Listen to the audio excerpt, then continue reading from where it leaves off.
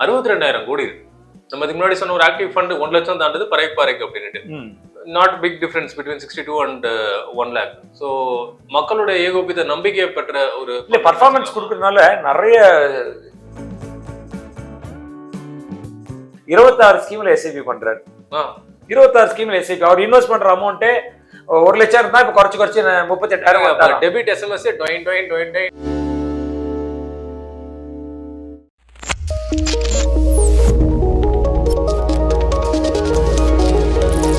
இப்போ ஈக்விட்டி ஸ்டாக்ஸை பொறுத்த வரைக்கும் அவங்க ட்ராக் பண்ற அந்த டோட்டல் ரிட்டர்ன் இண்டெக்ஸ் அப்படின்றது நம்மளால ஈஸியா சொல்லிட முடியும். இங்க ஒண்ணுக்கும் மேற்பட்ட அசெட் கிளாஸஸ் இருக்கும் பொழுது what is the DRI for this one? இல்ல அவங்க நிறைய இது வச்சிருப்பாங்க. அவங்க இதுவே வந்து இண்டெக்ஸே நிறைய வச்சிருப்பாங்க. நிஃப்டி 200 வச்சிருப்பாங்க, அவங்க வச்சிருக்காங்க. நிஃப்டி காம்படிஷன் இண்டெக்ஸஸ் அது ஒரு 25% போட்டுருவாங்க. டெட்டுக்கு 25%, ஈக்விட்டிக்கு 50%, இந்த மாதிரி நிஃப்டி இருக்கு நமக்கு டிஆர்ஐ இருக்கு. அப்ப அந்த டெட் போர்ட்ஃபோலியோ அந்த பெஞ்ச்மார்க் கூட இந்த கமாடிட்டிஸ்னா அந்த கமாடிட்டிஸோட இருக்கும். Domestic price of the gold அது ஒரு கமாடிட்டி. Apple to apple, orange to orange. Domestic price of silver அதோட பெஞ்ச்மார்க். இது மாதிரி பெஞ்ச்மார்க் வச்சு கமாடிட்டி காம்போசைட்ஸ்ல எது 53% அதோட மெஷர் பண்ணுங்க. அதை பேஸ் பண்ணி தான் உங்களோட போர்ட்ஃபோலியோ. நீங்க பாத்தீங்கன்னா 1 year 3 year 5 year since inception பாத்தீங்கன்னு வச்சுக்கோங்களேன், பெஞ்ச் மார்க்கோட எப்பயுமே 3-4% ஜாஸ்தி டெலிவரி பண்ணிடுவாங்க. That's called value fund சொல்லுவோம் நம்ம. அதாவது இதை விட அவங்க என்ன பெஞ்ச் மார்க் இலக்கா வச்சிருக்கோம் அதோட ஜாஸ்தி தான் ரிட்டர்ன் கொடுத்துருக்காங்க. 1 yearல பாத்தீங்கன்னா 4% இருக்காங்க, 3 yearsல பாத்தீங்கன்னா கிட்டத்தட்ட 4.5% இருக்காங்க, 5 yearsல பாத்தீங்கன்னாலும் கிட்டத்தட்ட 6%, 7%. பெஞ்ச்மார்க் 18-24 இந்த ரேஞ்ச். 18னா 24, 6-7%லாம் வந்து இந்த மாதிரி ஒரு conservative funds. This is not an easy thing to achieve. Super பண்ணாரு. 10 yearsல அதே மாதிரி இவங்க 17, 21.05. ஸோ அங்கேயும் 4-5%. அப்போ பெஞ்ச் மார்க்கை ஒரு ஃபண்ட் 4-5% பீட் பண்ணினே இருக்கு. கொஞ்சம் கன்சர்வேட்டிவ் நேச்சர்னு சொல்றாங்க. அதான் நீங்க போர்ட்ஃபோலியோல எடுத்து பாத்தீங்கன்னா கூட பெரிய செக்டர்னா பேங்கிங் தான் பெரிய செக்டர். இந்த ஃபண்ட்ல பேங்கிங்ல கிட்டத்தட்ட 11.5% எக்ஸ்போஷர் வச்சிருக்காங்க. மீதி செக்டர் ஆட்டோ எடுத்தா 1-2%, இண்டஸ்ட்ரியல் 1-2%, சாஃப்ட்வேர் 4.5%, இப்படி சின்ன சின்ன எக்ஸ்போஷர் தான் வச்சிருக்காங்க. அதனால ஒரு செக்டர்ல கான்சென்ட்ரேட்டடாவும் இவங்கள்ட்ட போர்ட்ஃபோலியோ இல்ல. சோ அது இவங்களுக்கு பெரிய பெரிய ஒரு அட்வான்டேஜா இவங்களுக்கு கிடைக்கும்.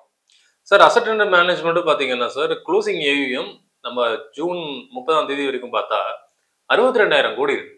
நம்ம இதுக்கு முன்னாடி சொன்ன ஒரு ஆக்டிவ் ஃபண்ட் 1 லட்சம் தாண்டது பறைக்கு அப்படின்ட்டு. Not big difference between 62 and 1 lakh. So மக்களுடைய ஏகோபித நம்பிக்கையை பெற்ற ஒரு இல்ல பர்ஃபார்மன்ஸ் கொடுக்கறதுனால நிறைய இந்த மாதிரி ரிஸ்க் கம்மியாகணுன்றவங்களாம் they may try to come to this fund. Pure equity ஃபண்ட்ல இருக்க ரிஸ்க் இருக்குல்ல, பியூர் ஈக்விட்டி ஃபண்ட் 15% கொடுக்குறான். பியூர் ஈக்விட்டி விட எனக்கு இங்க டெட் வச்சிருக்கான், கோல்டு கமாடிட்டிஸ் வச்சிருக்கான், அப்ப எனக்கு ரிஸ்க் அந்த அளவுக்கு குறையுது இல்ல. அது குறைஞ்சு எனக்கு 15% ரிட்டர்ன் கொடுத்தா எனக்கு ஹாப்பி தானே. எப்பவுமே இந்த மாதிரி ஃபண்ட் எல்லாம் அவங்க லான்ச் பண்ணும்போதே அவங்க என்ன சொல்லுவாங்கன்னா, நாங்க பிட்வீன் 10 to 11% இப்படிதான் கான்சன்ட்ரேட் பண்ணுவாங்க. ஃபண்டே சொல்லும் போதே 10 to 11% சொல்றான். நான் 10ல இருந்து 11% சொல்லி நீங்க 10 வருஷத்துக்கு 20% கொடுத்தீங்கன்னா என்ன ஆகும் எனக்கு கதை? ஓகே, சூப்பர் டூப்பர் ஆயிடும். ஸோ அதுதான் இதோட அட்வான்டேஜ்.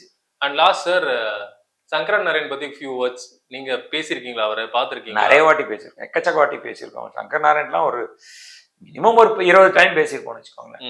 இது one of the senior fund manager. கொஞ்சம் கான்ட்ரரி வியூ எடுப்பாரு. சில நேரங்கள் நம்ம கொஞ்சம் is very very frank also இல்ல ஏஜ் ஆக என்ன ஆகும், most of the fund manager பாத்தீங்கன்னா ஏஜ் அண்ட் எக்ஸ்பீரியன்ஸ் வர இந்த ரிஸ்க் டேக்கிங் அந்த கான்செப்டை வந்து குறைக்க ட்ரை பண்ணுவாங்க. நார்மலி பெரிய பெரிய fund managers manage huge wealth வச்சுக்கோங்களேன், அவங்க ஆல்வேஸ் அவங்களோட intention towards mid and small cap will be very very லெஸ்ஸா இருக்கும். they don't like much of, they said what mid and small cap I can make same money in large cap அப்படின்னு சொல்லுவாங்க. Okay, so இது அந்த fund மேனேஜரோட maturity and ஒரு நமக்கு ஒரு age ஆனாலே நம்மளுக்கு ஒரு லிட்டில் ஸ்லோ டவுன் வரும். though you earn something but you find something slow down. அதனால தான் நம்ம mid and small gap funds எல்லாம் வந்து ஒரு மிட் லெவல் ஏஎம்சி ஹேண்டில் பண்ண ட்ரை பண்ணோம். ஏன்னா அவங்க வந்து அங்க அதுதான் அதுல பெட்டா இருக்கும் அவனுக்கு. அதை இப்ப பண்ணாதான் அவனால பண்ண முடியும். அவன் போய் பெரிய ஃபண்டோட வெயிட் பண்ண முடியாது. அந்த மாதிரி பண்ணுவாங்க. அப்போ இந்த ஐசிஐசிஐ எல்லாம் மிட் அண்ட் ஸ்மால் கேப் பார்க்கும்போது கொஞ்சம் தே அண்டர் பெர்ஃபார்ம். ஏன்னா பிகாஸ் த ப்ராசஸ் டிமாண்ட் அவங்க இது மாதிரி ரொம்ப too much of risk allow பண்ண மாட்டாங்க. Process doesn't allow them.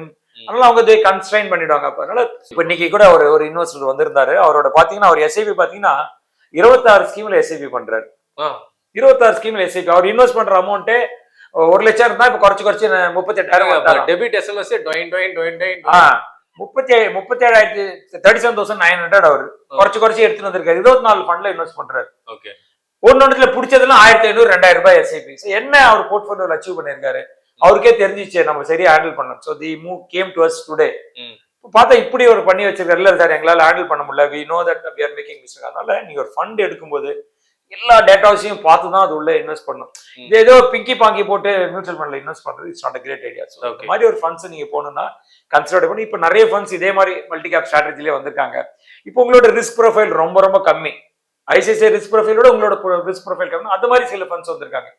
அவங்களுக்கு வந்து டெட் டாக்ஸேஷன், இவங்கள ஈக்விட்டி டாக்ஸேஷன். டெட் டாக்ஸ்னா 24 months மேல வச்சாதான் you get 12.5%. Conservative hybrid funds மாதிரி இல்ல, மல்டி அசெட்ஸ்லயே they become very conservative. Okay. So அதுலயே இன்னொரு பாயிண்ட் நிறைய இன்வெஸ்டர்ஸ் ஞாபகம் வச்சுக்கணும்னா, இந்த ஃபண்ட் ஆஃப் ஃபண்ட் மாதிரி கேட்டகரிஸ், அந்த மாதிரி டெட் டாக்ஸேஷன், டெட்டோட டாக்ஸேஷன் 24 months மேல 12.5%. அங்கெல்லாம் என்ன நம்பிச்சுக்கணும், நீங்க 1,25,000 ரூபாய் லாபம் வந்தா ஈக்விட்டி ஃபண்ட்ல நீங்க கேட்ட ஐசிஐசிஐ ப்ரூவ் மல்டி அசெட்ஸ்ல you are profit booking up to 1,25,000, you don't need to pay any tax.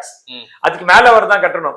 So that 1,25,000 is fund house specific or total investment? Total equity investment. Equityல profit book பண்ணா 1,25,000 வரலாம். Okay. இப்போ நீங்க இன்னொரு ஃபண்ட் டெட் டாக்ஸேஷன்ல இருக்காங்க, 12.5% return tax after you hold for 24 months. அங்க இந்த 1,25,000 work out ஆகாது. அங்க நீங்க வாட் எவர் டாக்ஸ் பே பண்ணா 12.5% ஃபிளாட்டா டாக்ஸ் கட்டணும். அப்போ அப்படின்னா என்னன்னா, நான் 1 லட்சம் ரூபாய் இன்வெஸ்ட் பண்ணிருக்கேன், இன்னைக்கு என்னோட வேல்யூ 3 லட்சம் ரூபாய் இருக்கு. அப்போ இந்த 2 லட்சம் ரூபாய்க்கு நான் 12.5% டாக்ஸ் கட்டணும். இப்போ ஐசிஐசிஐ ப்ரூவ் மல்டி அசெட்ஸ் ஃபண்ட்ஸ்ல வந்து இன்வெஸ்ட் பண்ணீங்கன்னா 1 lakh வச்சுக்கோங்க. அப்போ நான் அந்த பேலன்ஸ் 1,25,000 சப்ட்ராக்ட் பண்ணி பேலன்ஸ் பண்ணதுக்கு I have to pay tax. So these are all பழைய கேட்டகரியில உங்க போர்ட்ஃபோலியோ ஃபைன் டியூன் பண்ணதுனால 2 lakhல 1,25,000 கழிச்சிட்டு 75,000 ரூபாய்க்கு நீங்க 12.5% டாக்ஸ். அந்த மாதிரி சில advantage. But by and large is a good fund manager. People have a confidence they should stay invested with him.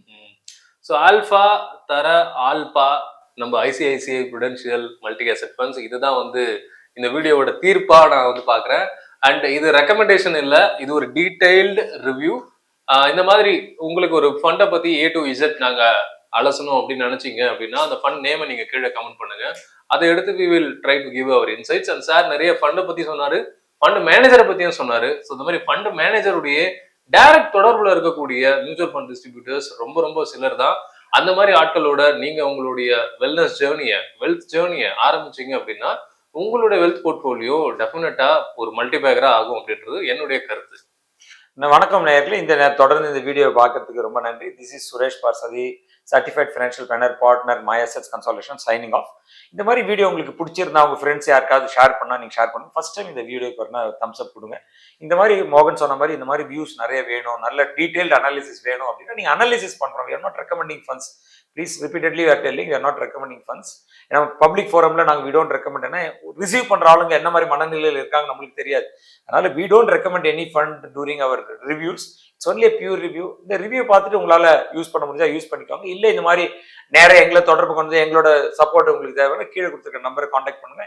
எங்க ஸ்டாஃப் உங்களுக்கு ஹெல்ப் பண்றதுக்கான சாதிப்பு. This is Suresh Parthasarathy, signing of.